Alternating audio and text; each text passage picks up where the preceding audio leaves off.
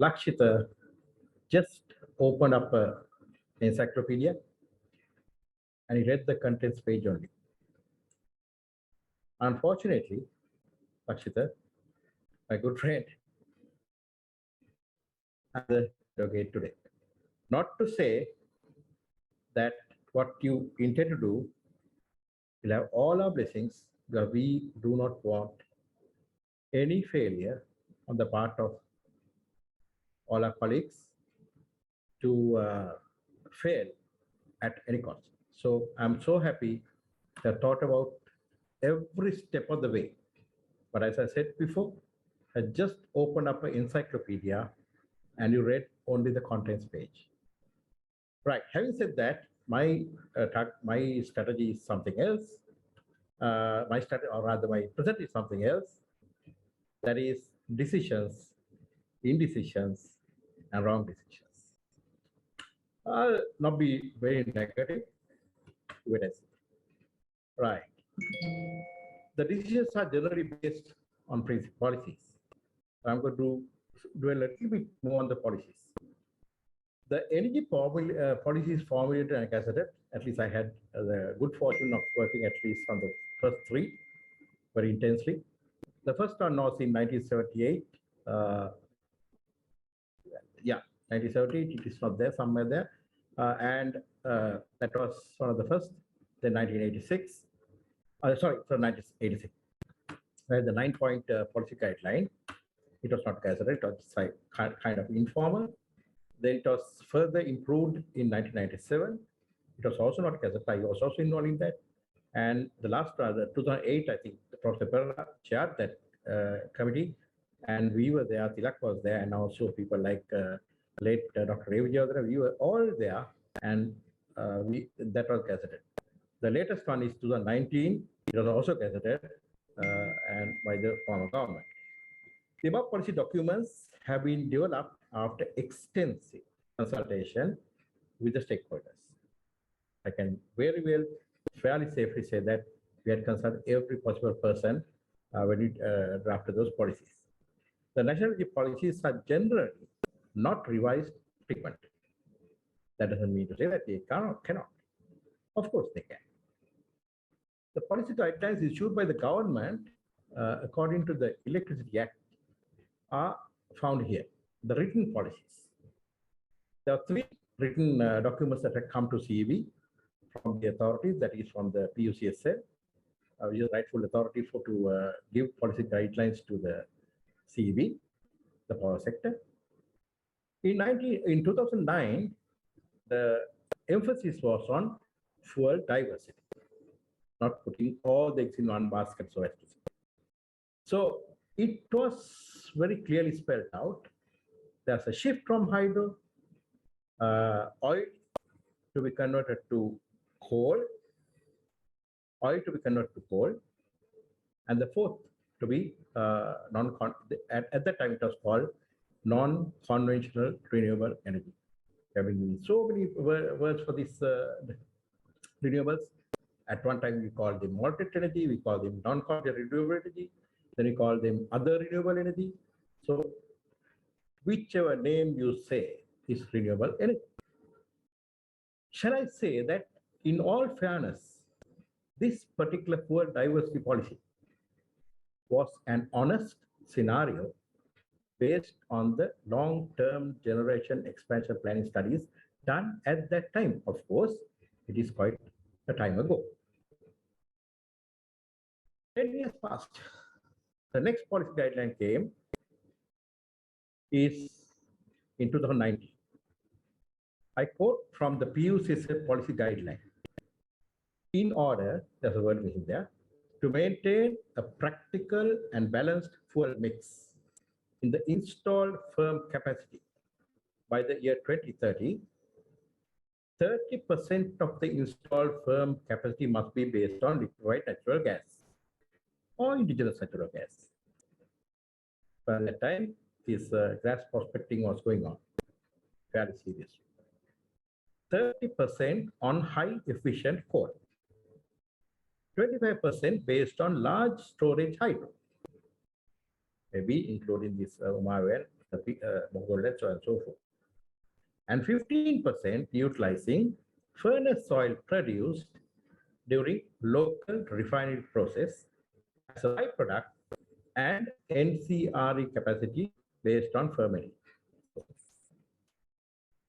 So my honest opinion and my honest assessment, once again, sorry to say, just these figures are just plucked from the air with absolutely no analysis. I'm sorry, I'm mistaken. I still feel they're just wishful thinking. 30%, 30%, 25, 30, 50. So what? So CEB had to follow this policy guideline, which was law, legally given to the CEB. So you cannot blame Lakshita. He prepared all these plans according to that policy guidelines. And come 2022, January, I quote the policy guideline. The government of Sri Lanka has set the targets of achieving 70% of electricity generation in the country using renewable energy sources by 2030, and carbon neutrality in power generation by 2050, and has decided to cease building new coal-fired power plants, which exactly what very eloquently Lakshita presented, the strategy to do that. The energy policy guideline, electricity policy guidelines changed within a matter of 2 years. Any policy analysis done? There's no evidence. There's no evidence. No one seems to take responsibility for the formulation of this policy. Seems to be from vistas of prosperity and splendor.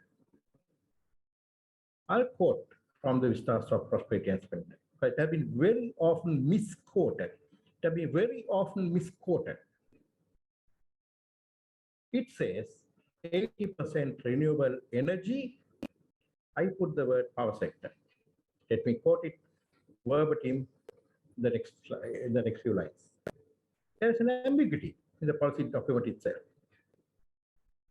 This is what it says. We also anticipate that hydro and renewable energy together would account for 80% of the overall energy mix by 2030. I just copied from the vistas of prosperity and spread. Single Kinonang, the wording is different. Same paragraph, in single it reads, A Nisa, 2030 වන විට රටේ සමස්ත බල ශක්තිය අවශ්‍යතාවය උපරිමයෙන් පුරාණ ජනනීය ප්‍රභවයන් ජල විදුලිය සහ ස්වභාවික වායු භාවිතයෙන් පරිසර හිතකාමීව නිෂ්පාදනය කිරීමට අවශ්‍ය බල ශක්ති සැලසුම අපි සකස් කරන්නෙමු. Please note, the English version and the singular version itself are different. As I said before, sorry, I'm not criticizing anybody here. I'm only playing the devil's advocate to make us think. If we want to go, how we should go. What should be the decision-making framework? My basic understanding. There should be national policies that should seldom be changed. My addition, easily said than done. Come a new government, they want to throw away everything that the previous government has done, start all over again. That's been the case for the last at least 50 years. Incidentally, all policies, incidentally, all policies talk of a shift to indigenous energy sources. This is a very laudable policy. I always say these are very laudable policy. It's not a bad policy at all. We started introducing renewables way back in the 1980s, the Ceylon Electricity Board.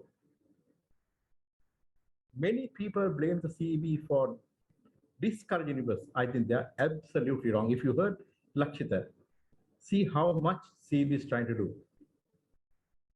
Bending over backwards to accommodate everything possible by way of renewables. The policy should be first, my proposal is policy should be first analyzed using a robust general policy framework. We must have our policies. We have to agree on our policies, basic policies. Are we talking about an open economy? I don't think there's no question about this now anymore. We are always talking about an open economy, which means there's competition from our neighbors. We are all talking of an open economy, which means there's competition from our neighbors. Are we going to strengthen and empower the local entrepreneurs? Yes, to be key players as the drivers of the economy. We all agree on that. What are the roles of the state sector enterprises? We all agree that will be state enterprises. In case of opening strategic sectors like the power sector to the private sector, what are the safeguards of preventing monopolies, oligopolies, and cartel formation? They have thought about them well and true, I would say. In all fairness, to all successive governments and all the agencies, they thought about these things. In case of Sri Lanka, all these are established by legislation as far as the power sector is concerned. Then what is the problem? Then what is the problem?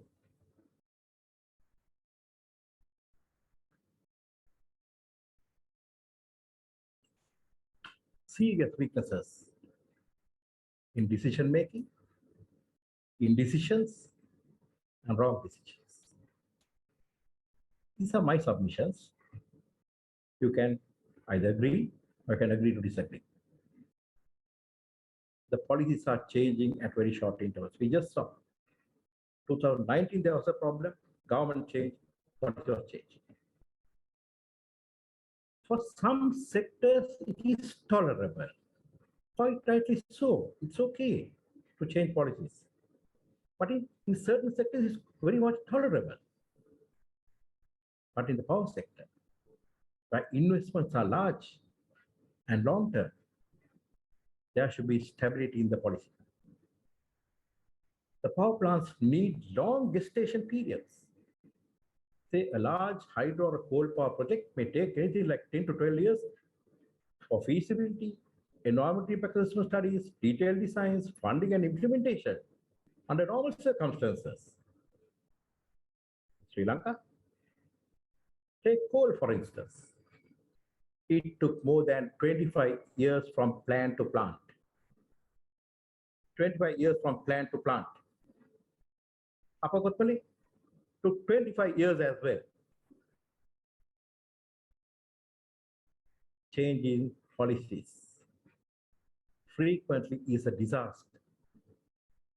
Changing policies frequently is a disaster.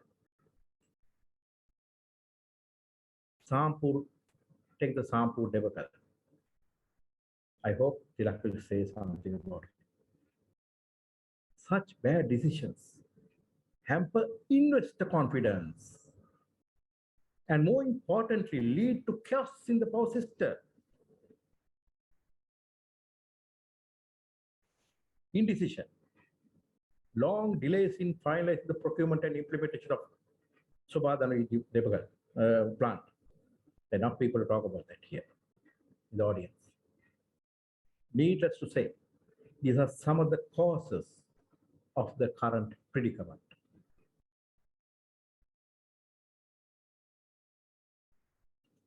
What has gone wrong the last 6 years? The long-term generation expansion plan approval process. Not because I was in CB, let me tell you that. CB has a very robust planning process accepted by all lending organizations, agencies, ADB, World Bank, the Japanese authorities, Korean authorities, you name it. They have always depended on the long-term generation expansion plan. Hence, I would propose it's a credible plan. The long-term generation expansion plan was not approved by PUCSL in total, citing various reasons since 2015.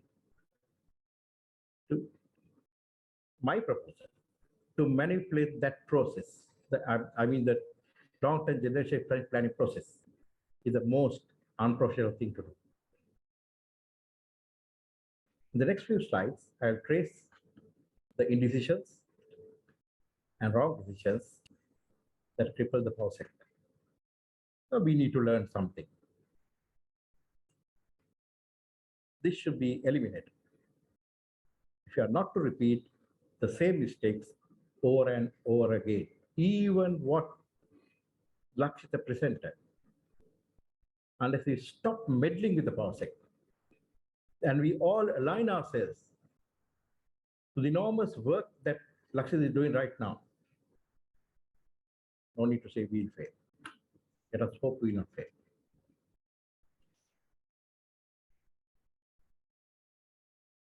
Let me rush through with this next planning cycles. 1534 plan. Plan submitted on such as the date. Addendum was requested from CB. It took one year of indecision. PUCSL finally approved it in 2016. Only the plans up to 2020. Only the plans up to 2020. I would say it's a wrong decision. Either it rejected the whole plan or say go ahead with the plan. Because one plant doesn't work in the plan alone. You require the other plants to support that. I know that because I was in charge of planning. Just by approving half of the plan, it doesn't work. Approval was not granted for the coal power plant in Sampur, 500 megawatt. I think it's a wrong decision. Fine. Let's go to 2018 and 2037. Plan submitted in 2017. Took 2 months, of course, not a big issue. And the decision was released, and CB contested the decision. Who is wrong? Since I was not in the CB, I cannot say who was wrong. Right? So CB did raise some questions with the PUCSL. The PUCSL approval for the plan of 2018 was with conditions. 2020, 2039. Submission was done in time. PUCSL requested to revise the plan on 4 criteria which are given in this purple here. And if you look at these slides later on, I'm not going to go into details. All these are well known to CB. They have done economic-based calculations, right? They also issue of the reliability criteria, okay, that we can accept. They're asking for realistic implementation schedules. So CB has to do what is realistic. And even without any extraneous push, the plan had something like 44% of renewable energy contribution under favorable with the condition, which was the guideline given just 1 month before the plan was put to the for approval. So 2019 May, they put the plan for approval. Here comes the policy guidelines in 2019 April, saying no. 44% is not enough, go for 50%. Is it reasonable? Are we not engineers?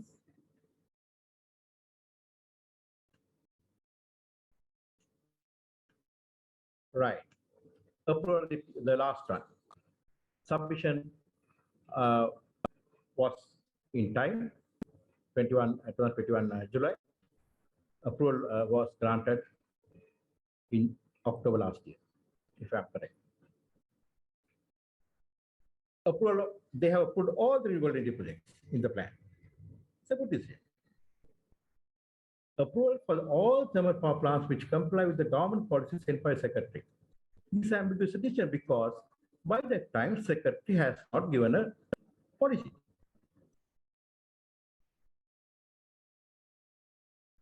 Now we are talking of 2021. The policy, in fact, came to CB on the 6th of January 2022. I cannot expect Lakshya to do anything better. Because the plan, the policy came to CB only in January this year. It's a wrong decision.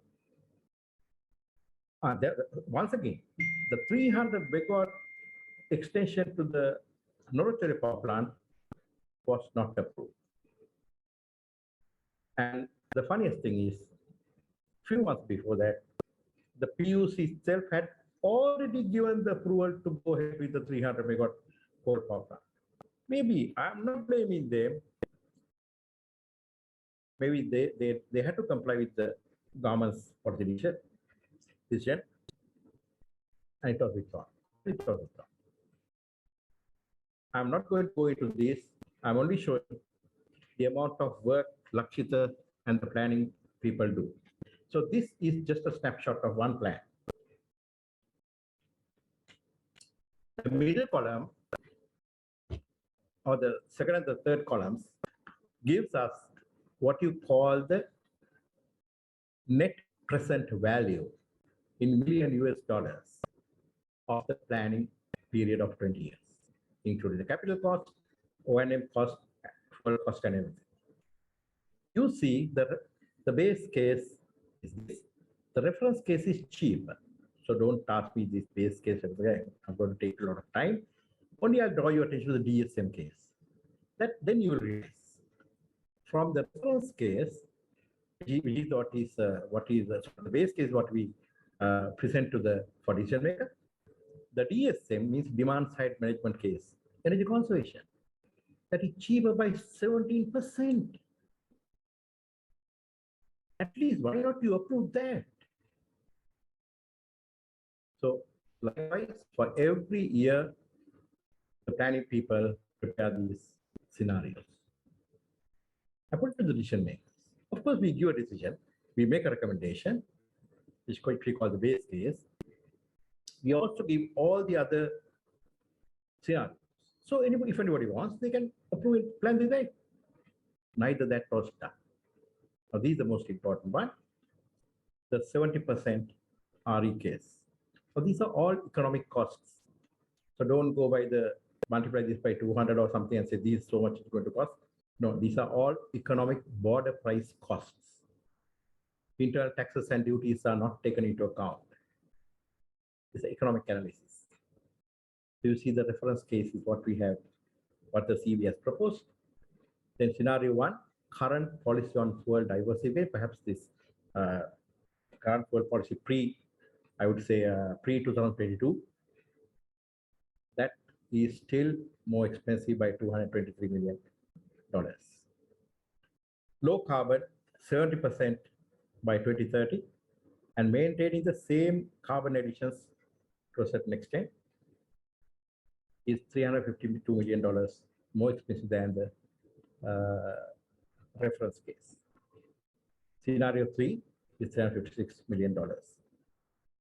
These are indicative figures. Now don't start taking me to task and say, oh, what is that? $300 million, I'll get you $300 million. We have a friend from XYZ country.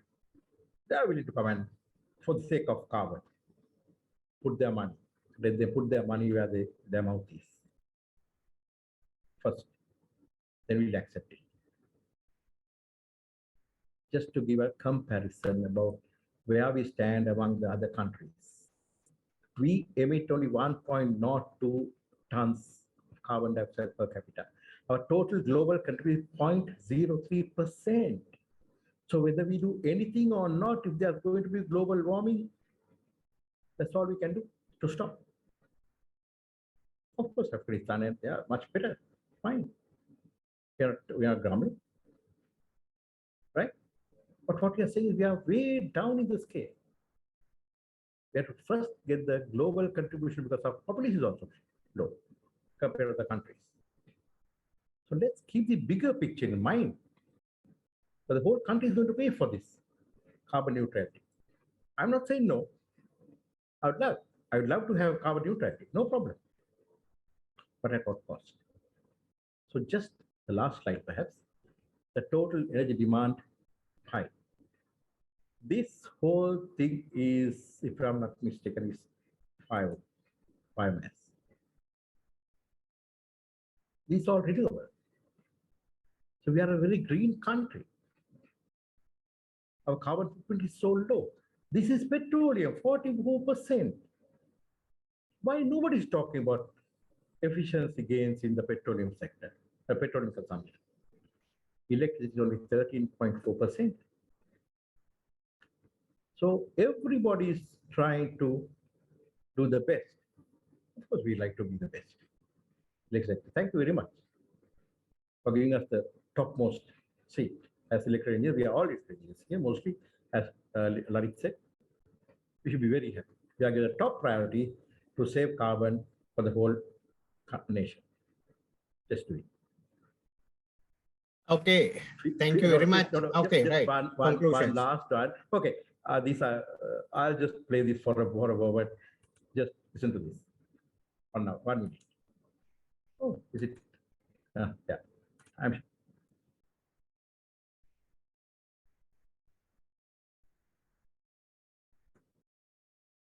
There's no voice. No, it's about. Okay, I'll stop when it's okay.